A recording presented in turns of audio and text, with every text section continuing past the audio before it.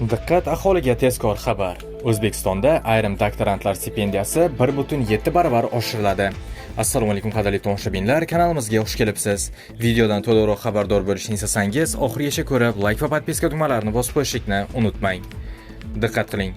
2026 yil 1-sentyabrdan boshlab ustuvor ilmiy yo'nalishlarga qabul qilingan doktorantlarga oshirilgan stipendiya to'lanadi.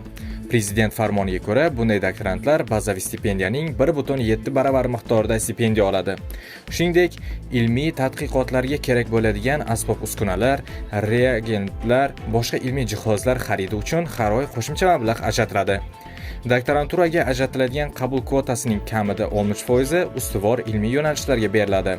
Ular orasida sun'iy intellekt, qayta tiklanuvchi energiya, suv resurslari, tibbiyot, oziq-ovqat xavfsizligi, yangi materiallar, seysmologiya kabi yo'nalishlar bor. Endilikda ayrim ustuvor yo'nalishlarga doktoranturaga kirish imtihon orqali emas, balki ilmiy tadqiqot taqdimoti asosida amalga oshiriladi.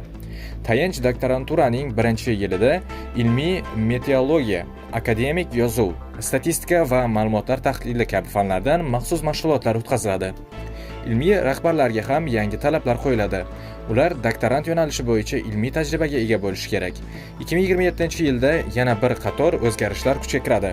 Ayrim hollarda chet tili imtihoni bekor qilinadi. Ilmiy rahbarlarga bir martalik rag'batlantiruvchi to'lov beriladi. Oliy attestatsiya komissiyasi Fanlar akademiyasi tizimga o'tkaziladi.